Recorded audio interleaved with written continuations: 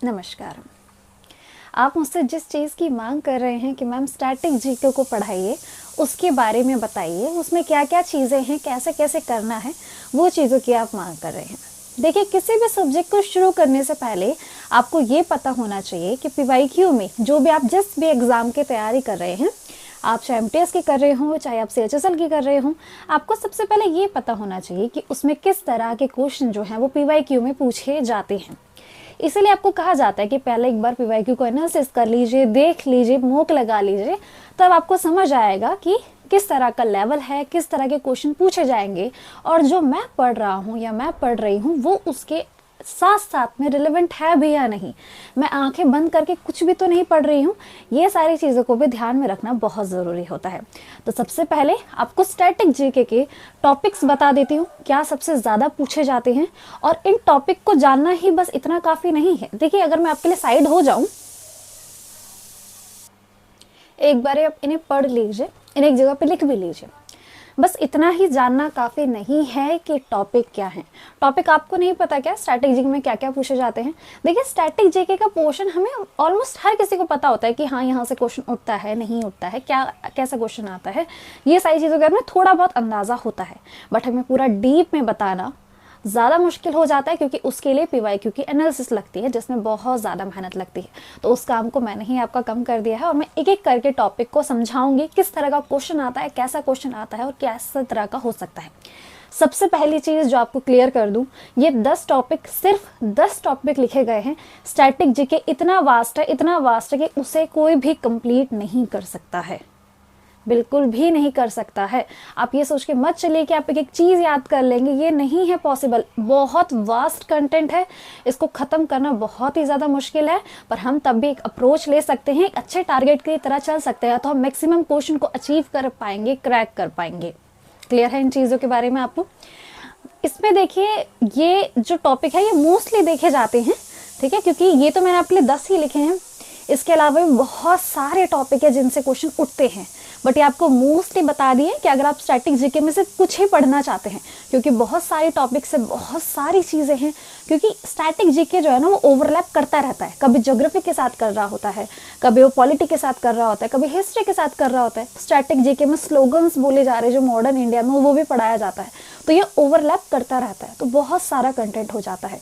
तब भी कुछ चीज़ों के बारे में पता होना चाहिए, और किस तरह के क्वेश्चन उठते हैं उसके बारे में पता होना चाहिए। तो वही चीज़ आपको क्लियर कर देती हूँ।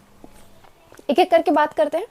थोड़ा धैर्य के साथ बैठिए और सुनिए कि मैं क्या क्या कहने वाली हूँ, उसके बाद ही आप इस चीज़ को अच्छे से कर पाएंगे, ठीक है? डांस एंड डांसर, ये कौन से डांस और डांसर की बात हो रही है? क्या फोक डांस की बात हो रही है या क्लासिकल डांस की हो रही है? देखिए, इसमें दोनों ही आ जाते हैं, फोक डांस भी आ जाते हैं, क्लासिकल डांस भी आ जाते हैं। आपको पता है क्लासिकल डांस आपके 8 है, फोक डांस तो बहुत सारे हैं, ठीक है? ये स्टेट वाइज बदलते ही रहते हैं, और एक स्टेट में भी कितने ज़्यादा फोक डांस है आप नहीं सोच पाएंगे इस बारे में भी, ठीक है? और उन सभी को सोचना, सोचिए 28 स्टेट हैं, और उन सभी में अगर आप 7-8 भी जोड़ते जाए तो कितना बड़े हो जाएंगे, वो आपको फोक डांस होगा। इसमें बहुत ज़्यादा अनप्रिडिक्टेबल होता है कि कैसा क्वेश्चन उठ के आएगा। मैं आपको समझाना चाह रही हूँ कि फोक डांस में क्वेश्चन कैसे आते हैं। तो इसमें फोक डांस भी आ जाएगा, आपका क्लासिकल डांस भी आ जाएगा, और इसमें साथ साथ इसके डांसर्स भी आ जाएंगे। जो जो फेमस पर्सनैलिटी है वो किस डांस से बिलोंग करती है, इस बारे में भी आ सकता है, ठीक है? तो या तो पूछ लेगा कि बताइए ये जो पर्टिकुलर पर्सनैलिटी है डांसर की, ये किस डांस से बिलोंग करती हैं। और पहले तो लेवल ऐसा था, समझिए, पहले का जो लेवल था ना एसएससी के अंदर, वो पहले बहुत बेसिक सी चीज़ें पूछ लिया करता था। अगर वो पूछ भी रहा है तो क्लासिकल डांस में से पूछ लिया करता था। बहुत फेमस पर्सनैलिटी बोलता था कि बताइए किस डांस से ये रिलेट कर पा रहे हैं। बट अगर अब 2023 के कुछ क्वेश्चंस उठा के देखें तो वहाँ पे ये भी देखा गया है कि उसमें फोक डांस रिलेटेड भी पूछ लिया है, कि फोक डांस की पर्सनैलिटी बोला और बोला कि बताओ किस फोक डांस से रिलेट करते हैं। और इतना डीप इस टॉपिक में जाना ही बहुत बड़ी बात है, जो कि अचीव करना अपने आप में ही बहुत टफ टॉपिक बन जाता है। ठीक है। तो इस चीज़ को ध्यान में रख के एक अच्छी जगह से ही कोशिश करें, और जितनी ज़्यादा नॉलेज लेंगे उतना ज़्यादा। ऐसे किसी के ऊपर भी भरोसा नहीं कर सकते हैं आप कि आपको बोल दे कि देखो यही कर लो या 5-6 फोक डांस कर लो, इसी में से आ जाएगा। ऐसा नहीं है। ऐसे टाइम के साथ साथ बहुत अनप्रेडिक्टेबल होते जा रहा है, और ये 2 साल के अंदर तो ऐसे ऐसे क्वेश्चन भी देखने गए हैं जो इतना डीप चले जाते हैं कि उनका आंसर लगाना पॉसिबल ही नहीं हो पाता है। कभी कभी तो ऐसे से खुद चाहता है कि ऐसे क्वेश्चन को उसमें डाले ताकि कोई भी अटेम्प्ट ना कर पाए उन्हें, क्योंकि वो इतना डीप क्वेश्चन पूछ लेता है। सोचिए ना, एमटीएस के एग्जाम में आप फोक डांस के इतने ज़्यादा फेमस पर्सनालिटी नहीं भी हैं। पहली बात तो अगर कोई याद भी करता है तो क्लासिकल डांस फॉर्म की ही पर्सनालिटी को याद करता है। फोक डांस के सिर्फ स्टेट को याद किया जाता है, अगर एमटीएस लेवल को देखे या सीएचएसएल को भी देखे, बट वहाँ पे फोक डांस से रिलेटेड ही किसी पर्सनालिटी के बारे में भी पूछा गया था क्वेश्चन के अंदर। तो इन सब चीज़ों के बारे में भी आपको अवेयर रहना होगा। मैं आपको डराने की बिल्कुल भी कोशिश नहीं कर रही हूँ, ना ही मुझे ऐसा कोई फ़ायदा होगा करने में, ना ही मैं कोई प्रमोशन कर रही हूँ यहाँ पे, या फिर मैं अपना कोई कोर्स बेच रही हूँ। मैं कुछ भी नहीं कर रही हूँ, सब कुछ यहाँ पे ऐसे ही फ्री ऑफ कॉस्ट पड़ा हुआ है, आप जाके चेक कर सकते हैं। बस मेरा मोटिव ये है कि आपको असलियत पता हो, क्योंकि आप मांग कर रहे हैं कि मैम इसके बारे में बताइए सारी चीज़ें, तो आपको समझना होगा पहले कि क्या चीज़ें हैं। इंस्ट्रूमेंट एंड म्यूजिशियन, जो भी सितार होते हैं, सरूद होते हैं, ये जो इंस्ट्रूमेंट्स हैं, कोई बात नहीं, नए नए वर्ड हो सकते हैं, आप टाइम के साथ जब चीज़ों को सीखेंगे तो क्लियर हो जाएंगे। इनके क्या क्या म्यूजिशियन हैं, डायरेक्टली क्वेश्चन आ सकता है। ठीक है, पहले तो देखो म्यूजिशियन के अंदर भी ना बहुत डीप चला जाता है। कभी कभी आप, मैं बात करूँ, ऐसे पहले बोलता था कि एक म्यूजिशियन बोल दिया और बोला कि बताइए किस भी इंस्ट्रूमेंट से रिलेट कर रहे हैं, तो काफ़ी आसान हो जाता है। बिस्मिल्लाह खां से पूछ लिया तो बहुत आसान है, नाम ने सुना हुआ है, बट कभी कभी ऐसे डीप क्वेश्चन भी चला जाता है जिनका हमने नाम भी नहीं सुना होता, और कभी कभी घराने से रिलेटेड क्वेश्चन भी वो एमटीएस में डाल देता है। तो इन चीज़ों को भी आपको ध्यान में रखना होगा। देखो, मैं ये तो नहीं कहूँगी कि आप सब पढ़ो जो जो मैं बता रही हूँ, बट एटलीस्ट आप थोड़ा बहुत ओवरव्यू रखो, और जितने ज़्यादा हो सके इन चीज़ों को आप याद कर सकते हो। कभी भी ऐसा नहीं हो सकता कि आपको बोले कि यही खत्म हो गया, इसके अलावा कुछ नहीं आ सकता। ज़रूर आ सकता है। तो जितना ज़्यादा करोगे उतना ही ज़्यादा चांसेस होंगे कि क्वेश्चन ऐसा आएगा जो आप उसे कर पाओगे। बुक्स एंड ऑथर, आपको लग रहा है ना बुक्स एंड ऑथर बहुत आराम से बोल देता है कि मैम बुक्स एंड ऑथर की वीडियो डाल दीजिए। बुक्स एंड ऑथर अपने आप में ही बहुत वास्ट कंटेंट है। समझाती हूँ कैसे। पहली बात तो बुक्स कौन से टाइम की बात कर रहे हैं। देखिए, अगर आपको एक चीज़ समझाऊं मैं, बुक्स एंड ऑथर आपको करंट अफेयर में भी सुनने को मिलेगा कि अगर आप करंट अफेयर प्रिपेयर कर रहे हैं तो बुक्स एंड ऑथर के ऊपर ज़्यादा ध्यान दे सकते हैं, और आपको स्टैटिक में भी देखने को मिलेगा। जैसे कि अभी 2024 चल रहा है, इससे जो पीछे के 3 साल थे उसके अंदर जो बुक रिलीज होंगी उन्हें करंट अफेयर में काउंट किया जाता है, तो वहाँ पे उसकी बात होती है।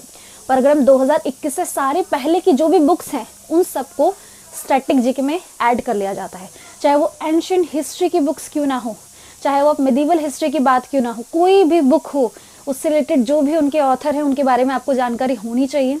अगर मैं आप एमटीएस लेवल की कर रहे हैं तो मैं आपको एक प्रो टिप दे सकती हूँ कि आप इसके अंदर जो बुक्स करनी हो आपको, वो स्पोर्ट्स पर्सन होना चाहिए, उसकी बुक्स के ऊपर ज़्यादा ध्यान दे, क्योंकि जो 2 साल जो लेटेस्ट पैटर्न के हिसाब से 2 साल के अंदर जो भी बुक्स देखी गई है ज़्यादा से ज़्यादा जो मिली हैं वो स्पोर्ट्स पर्सन से रिलेटेड मिली हैं, तो उन चीज़ों के ऊपर ध्यान दे सकता है, चाहे वो क्रिकेट की फील्ड में हो, चाहे हॉकी के हो, चाहे रनिंग में हो, आपका मैराथन कह सकते हैं आप, उसमें हो, आप इन चीज़ों के ऊपर ध्यान दे सकते हैं। और सीएचएसएल की बात करें तो आप वहाँ पे स्पोर्ट्स में भी ध्यान दे सकते हैं, और बाकी चीज़ों को भी आपको ध्यान में रखना होगा क्योंकि कंपटीशन वहाँ भी अच्छा खासा है। ठीक है, तो यहाँ एंशिएंट की भी होगी, बट इतना ध्यान में रखिए कि स्टैटिक के अंदर हम जो रिसेंट 3 साल गए उनको काउंट नहीं करते हैं। 3 साल से पहले का जो था, 2021 से पहले की जो सारी बुक्स थी उनके ऊपर ध्यान देना है, और उसमें से भी उन बुक्स के ऊपर ज़्यादा ध्यान देंगे जो बहुत ज़्यादा फेमस पर्सनैलिटी हैं। ठीक है।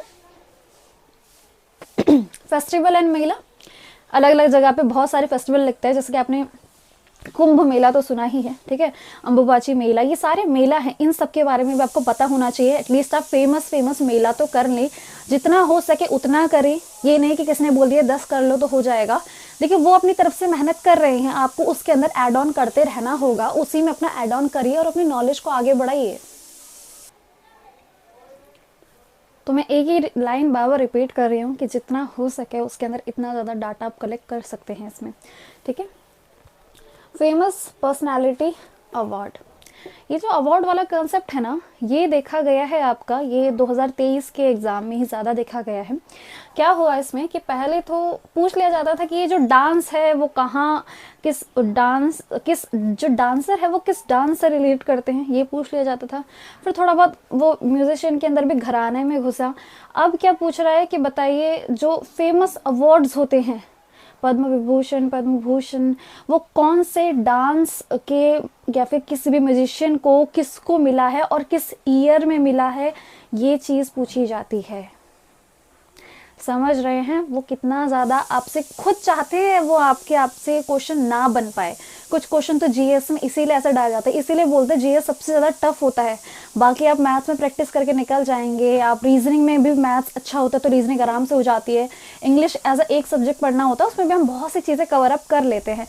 बट जीएस बहुत अनप्रिडिक्टेबल होता है और जानबूझ के क्वेश्चन भी डाले जाते हैं ज़्यादा डीप करके, ताकि वो क्वेश्चन को अटेम्प्ट करना और मुश्किल हो जाए।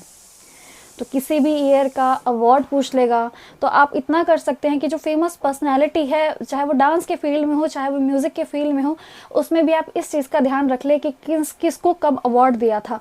अब ये हर चीज़ के लिए एक टीचर के ऊपर डिपेंड होना, चलो ठीक है आप हो भी रहे हैं, कोई टीचर आपको प्रोवाइड भी कर रहा है, बहुत अच्छी बात है, बट खुद से भी एक बार और चीज़ें भी सर्च कर लिया करें, क्योंकि अगर कोई ऐसी चीज़ है जो टीचर ने अपने हाथ से मिस कर दी तो आपके एग्ज़ाम में आपको दिक्कत दे सकती है। तो खुद से भी गूगल कर करके सीखिए, तभी जाके इस जो जर्नी रहेगी आपकी बहुत आसान हो सकती है।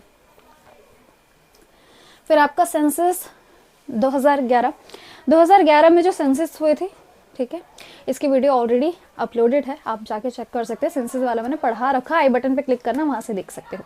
यही टॉपिक कंप्लीट हो जाएगा। यहाँ पे बहुत बेसिक क्वेश्चन आता है, चाहे वो एमटीएस लेवल हो चाहे वो सीएचएसएल लेवल हो, सेंसस से क्वेश्चन एक देखने को मिल ही जाता है और बहुत आसान है ये टॉपिक, इसको मैं कह सकती हूँ, और इसमें बस आपको याद ही करना है। ओवरऑल आप देख पा रहे हैं कि स्टैटिक जीके समझाने वाली कोई चीज़ नहीं है, ये एक रट्टा वाली चीज़ है, आपको याद करना होगा, ये मेमोरी मांगती है चीज़। तो उसमें आप जितना ज़्यादा करेंगे उतना ज़्यादा ही अच्छा होगा। इसमें समझाने का, कंसेप्ट बताने का कोई चीज़ नहीं है, सिर्फ आपको परोस के देने का काम है और आप खुद ही उसे याद कर लेंगे। समझ रहे हैं? तो ये काम आप खुद भी कर सकते हैं, आप खुद ही जाके चेक कर लीजिए, गूगल पे टाइप कर लीजिए पीडीएफ करके, फिर वो पीडीएफ में आ जाएंगे बहुत सारे, याद करते रहिए डेली डेली डेली। जैसे कि आप इंग्लिश के वोकैब को टाइम देते हैं, थोड़ा थोड़ा स्टैटिक पोर्शन के लिए भी आप टाइम निकाल सकते हैं। यही एक तरीका है इन सारी चीज़ों को अच्छे से याद करने का। स्पोर्ट्स रिलेटेड नॉलेज, देखो स्पोर्ट्स रिलेटेड नॉलेज मतलब कि जो हॉकी है, पहले तो प्लेयर्स किस टीम में कौन से स्पोर्ट्स में कितने प्लेयर होते हैं, ये क्वेश्चन 22 में भी देखा गया है, 23 में भी देखा गया है। ये लेटेस्ट पैटर्न बता रही हूँ मैं आपको, 22 और 23 2 साल थे पिछले, उसमें भी क्वेश्चन देखे गए हैं। कितना क्या क्या टीम रहती है और उनमें क्या क्या टर्मिनोलॉजी होती है, उनका फील्ड कैसे होता है, वहाँ की पिच कैसे होती है, इन सारी चीज़ों से भी क्वेश्चन उठाए गए हैं। तो स्पोर्ट्स रिलेटेड जो चीज़ें हैं वो कर सकता है। ये चीज़ आपको ल्यूसेंट की बुक में एंड में देखने को मिल जाएंगी, आप जाके चेक करेंगे ना ल्यूसेंट की बुक में, तो वहाँ पे आपको अवेलेबल हो जाएंगी। तो वहाँ से आप थोड़ी बहुत चीज़ें पढ़ लें, दिमाग में रख लें, आपके एग्जाम में क्वेश्चन आएगा तो बहुत अच्छी बात है, उसे अटेम्प्ट कर पाएंगे। फिर गवर्नमेंट स्कीम, देखिए गवर्नमेंट स्कीम अगेन ये करंट अफेयर में भी काउंट किया जाता है, स्टैटिक जीके में भी काउंट किया जाता है। तो स्टैटिक जीके की जो स्कीम्स होती हैं वो होती हैं 2021 से सारे पहले की, और कोशिश करना कि जो मोदी गवर्नमेंट ने जो भी स्कीम लॉन्च की है उस सारी को आप ध्यान में रखें, क्योंकि उन्होंने बहुत सारी नई नई स्कीम्स लाए हैं, बहुत चीज़ें की थी उन्होंने इस अंतराल के बीच में, इस पीरियड के बीच में। तो उन चीज़ों में जो जो स्कीम थी किसके लिए थी, स्टैंड अप इंडिया था, ये 3 बार क्वेश्चन देखने को मिला है, 2023 में भी सेम आया है, उससे पहले भी। तो जो दीनदयाल करके हैं उन सारी को ही आपको करना होगा। और अगर करंट अफेयर की बात करें तो हाल ही के 2 से 3 साल के अंदर कौन कौन सी जो स्कीम है लाई गई हैं उनके ऊपर क्वेश्चन बनता है करंट से, और स्टैटिक में बनता है 2021 से पहले के, हर 21 से नहीं। अगर आप ये 2025 में वीडियो देख रहे होंगे तो 2022 से पहले का जो होगा वो स्टैटिक में काउंट हो जाएगा, मतलब 3 साल से पहले का देख लिया जाता है। तो जो भी गवर्नमेंट स्कीम होगी उनसे रिलेटेड आपके क्वेश्चन देखने को मिलते हैं, एक क्वेश्चन तो आपको देखने को मिल ही जाता है। जैसे कि 2023 में एक और स्कीम थी जिसके अंदर लैपटॉप डिस्ट्रीब्यूशन हो रहा था, किसी स्टेट के अंदर ऐसा कुछ था, वहां से क्वेश्चन उठा लिया था। तो आपको करंट के हिसाब से भी रहना पड़ेगा, और पिछले सालों में क्या क्या स्कीम आई थी उनके ऊपर भी थोड़ा बहुत ध्यान रखना होगा, क्योंकि ये बहुत अनप्रिडिक्टेबल चीज़ है, इसके अंदर जितना किया जाए उतना कम है। तो आपको अपने यहाँ पे अपनी नॉलेज को इंक्रीज करते रहना होगा, डेली स्टैटिक को टाइम निकालिए। टेम्पल्स एंड इम्पॉर्टेंट प्लेसेस, कौन सा टेम्पल है, कौन सा कहाँ है, जगन्नाथ टेम्पल कहाँ है, जगन्नाथपुरी टेम्पल जिसको कहते हैं, और जो अदर टेम्पल हैं आपके, सोमनाथ टेम्पल हो गया आपका, और आपका सन टेम्पल हो गया, ये सारे टेम्पल की लोकेशन क्या क्या है, और कुछ इम्पोर्टेंट प्लेसेस अदर टेम्पल से अलावा उन चीज़ों को भी आपको ध्यान में रखना होगा। जैसे कि कोशिश कीजिए कि जो हिस्ट्री के देखो जो टेम्पल्स बनाए जाते हैं, ये जो पूरा पीरियड है आप हिस्ट्री में पढ़ते हैं, है ना, हिस्ट्री का पार्ट होता है ये। अब आप कहेंगे टेम्पल तो स्टैटिक में देख रहे हैं ना, ओवरलैप कर रहा है कि हिस्ट्री में किसने कौन सा टेम्पल बनाया था, क्या चीज़ बनाई थी, या फिर जो बौद्ध गया था, है ना, वो सारी चीज़ें। तो जो हिस्ट्री के पॉइंट ऑफ व्यू से इम्पॉर्टेंट काल होगा, जैसे कि गुप्ता काल हो गया, अशोका वाला काल हो गया, ठीक है, मौर्य जिसको कहते हैं, वो सारा हो गया। बुद्धिज्म से रिलेटेड जो फेवरेट या फिर रिलीजियस प्लेसेस हैं उनसे रिलेटेड क्वेश्चन आता है। लास्ट में ही बौद्ध गया, और बौद्ध गया 2-3 शिफ्ट में देखने को मिला था, और बुद्धिज्म से रिलेटेड और भी चीज़ें जो बनाए गए, स्तूपास बनाए गए, वहाँ से भी क्वेश्चन देखने को मिला था। तो कुछ हम अप्रोच लगा पाते हैं, सब कुछ करना तो पॉसिबल नहीं है, बस अप्रोच किए, हिस्ट्री से रिलेट कर रहा है टॉपिक, तो हिस्ट्री के अंदर जो इम्पॉर्टेंट पॉइंट होगा, इम्पॉर्टेंट टॉपिक होगा जिसके ऊपर ज़्यादा हाईलाइट करता है एसएससी, उससे रिलेटेड जो टेम्पल होंगे हम उनके ऊपर पकड़ बना सकते हैं, क्योंकि सारे टेम्पल्स को पकड़ बनाना पॉसिबल नहीं है। तो मैंने आपको हिंट दिया, तो वहाँ पे जाइए, सारे टेम्पल्स को सर्च कीजिए, क्या क्या चीज़ें बनाई गई थी, क्या क्या मॉन्यूमेंट्स बनाए गए थे, वो सारी चीज़ों को भी आप देख सकते हैं। नेशनल पार्क, तो नेशनल पार्क से मोस्टली तो नहीं कह सकती मैं, बट हाँ 5 से मतलब हर शिफ्ट में आपको जो भी आपका पूरा एग्जाम होता है, 2023 की बात करें, उसमें आपको 3-4 क्वेश्चन देखने को मिल ही जाते हैं किसी न किसी शिफ्ट के अंदर, मे भी आपकी शिफ्ट में वो क्वेश्चन आ जाए। नेशनल पार्क कहाँ पे, सारे याद करना अगेन पॉसिबल नहीं है, तभी थोड़ा बहुत अंदाज़ा रख सकते हैं, है ना। नेशनल पार्क हो गया, वाइल्ड लाइफ सेंचुरीज हो गया, थोड़ा बहुत दिमाग में रखिए क्या है क्या नहीं है, और बायोडाइवर्सिटी हॉटस्पॉट कहाँ पे क्या जो प्लांट है वो ज़्यादा स्पेसिफिक है उस रीजन के अंदर, वो सारी चीज़ें। अब देखिए ये है नेशनल पार्क का ना, इसको स्टैटिक में ही काउंट कर लिया जाता है, जैसे कि ये भी ओवरलैप कर रहा है भी ज्योग्राफी के साथ, पर इसको भी स्टैटिक में काउंट कर लिया जाता है। तो यहाँ पे आप इस टॉपिक को पढ़ सकते हैं, एक जगह पे नोट्स बनाइए। मैं आपको सिर्फ इंपॉर्टेंट चीज़ें बता रही हूँ, ये सिर्फ पूरा चीज़ें नहीं हैं, इसके अलावा बहुत कुछ चीज़ें हैं। जैसे कि कुछ हिंट देना चाहूँगा आपको, जो भी आपके प्रेसिडेंट्स रहे हैं आज तक के भारत में, जो अब तक के रहे प्रेसिडेंट, उनके बारे में, जो प्राइम मिनिस्टर रहे हैं उनके बारे में, ठीक है। और भी चीज़ें आपकी ऐड की जा सकती है, जैसे हेडक्वार्टर्स, रेलवे के हेडक्वार्टर्स कहाँ पे है, किसके हेडक्वार्टर्स कहाँ पर है, ये सारी चीज़ें ऐड की जा सकती है। जैसे डैम, लेक, वाटरफॉल, बट ये जो डैम, लेक, वाटरफॉल है ना, ये आपका ज्योग्राफी में ही ऐड कर लिया जाता है, और इसके ऊपर मैं डिटेल वीडियो बना चुकी हूँ। तो ये थोड़ा बहुत ओवरलैप करते ही रहते हैं, कभी ज्योग्राफी में पढ़ रहे हैं, कभी स्टैटिक में पढ़ रहे हैं, तो इन चीज़ों को भी ध्यान में रख सकते हैं आप, ठीक है। तो ये सारी बहुत सारी चीज़ें, बट मैंने आपको 10 बता दी हैं। इनके ऊपर जिस तरीके से मैंने समझाया, क्वेश्चन कैसा पूछा जाता है वैसे ही पढ़ने की कोशिश कीजिए और देखिएगा। और क्या कीजिए कि टेक्स्ट बुक पे जाइए, देखिए कोई पेड प्रमोशन नहीं है, टेक्स्ट बुक पे जाइए, वहाँ पे सेक्शन मॉक टेस्ट लगाए स्टैटिक जीके के, जितने लगाएंगे उतना ज़्यादा इंप्रूव करेंगे। पॉइंट ये है कि सिर्फ अपने मार्क्स नहीं देखने हैं, जहाँ पे गलती कर रहे हो उस गलती को याद करो उसी टाइम, कि ये क्वेश्चन का आंसर ये था बट मैंने ये लगा दिया, पर मुझे याद ऐसे ही करना है जो पूछा गया था। पहले एमटीएस लेवल के सॉल्व करने की कोशिश कीजिए, उसके बाद सीएचएसएल लेवल की कोशिश कीजिए, ठीक है।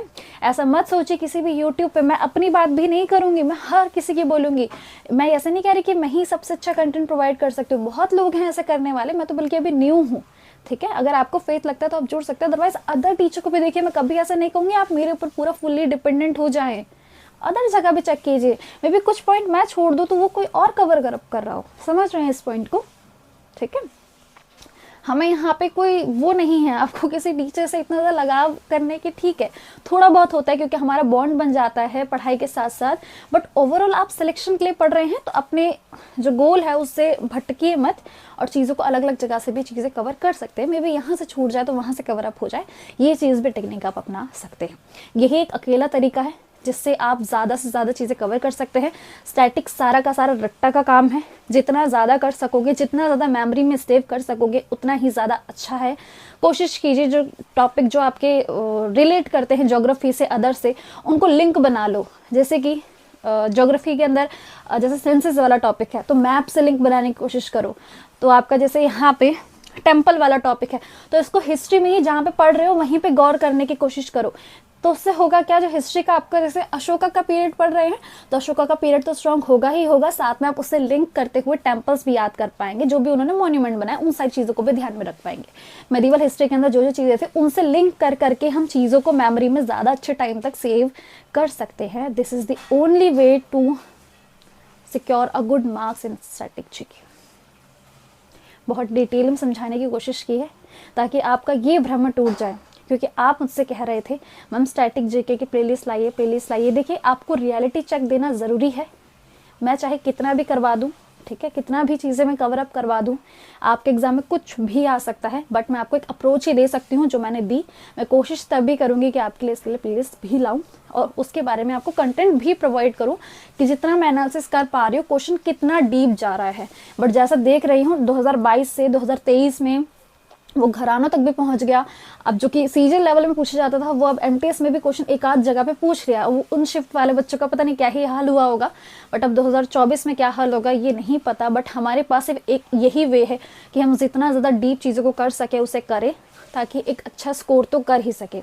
साथ ही साथ पूरी ज्योग्राफी की प्लेलिस्ट आपकी कंप्लीट हो चुकी है, आई बटन पर क्लिक करके देख सकते हो। बाकी अदर प्लेलिस्ट भी शुरू करेंगे जल्द ही, ठीक है, इसे नोट करना चाहो तो कर लो। अब शायद आपको रियलिटी चेक मिल चुका होगा, जो कि मैं चाहती थी आपको हो। आप किसी भी भ्रम में ना हो, किसी भी चीज़ों में ना हो। ये ना सोच रहे हो कि कोई कह रहा हो कि 10 चीज़ें याद कर लो इसमें से ही आ जाएगा। मैं ये 10 चीज़ों की बात नहीं कर रही हूँ। जैसे कि मैं कहूँ डांस और डांसर में कहे कि 10 चीज़ें, ये 10 डांसर्स को याद कर लो इसी में से आ जाएगा, तो वो चीज़ों पर थोड़ा बहुत ट्रस्ट कर सकते हैं। बट अपने हाथ पर खुद भी मारना और बाकी चीज़ों को भी सर्च करते रहना कि मैं भी इस डांसर को याद कर लूँ, इस डांसर को याद कर लूँ, थोड़ा लेवल और बढ़ा लूँ। यही एक वे है। एमटीएस को बिल्कुल भी हलवा मत समझना, ये नहीं है। जो भी वन डे एग्जामिनेशन होते हैं ना, इसे अच्छे से सुनिए। आपको लग रहा है कि एक दिन जाऊंगा जॉब लेके और घर बैठ जाऊंगा, मज़े आ जाएंगे, ठीक है। जो भी वन डे एग्जामिनेशन होता है वो हमेशा टफ होता है, उसमें हमेशा सबसे ज़्यादा कंपटीशन होता है और कट ऑफ भी हमेशा ज़्यादा जाती है। So be aware. One day examination की खुशियाँ नहीं, प्रैक्टिस चाहिए, मेहनत चाहिए, वो दे सकते हो तो वहाँ पे जाके सीट तुम्हारी है, बैठ सकते हो। राधे राधे।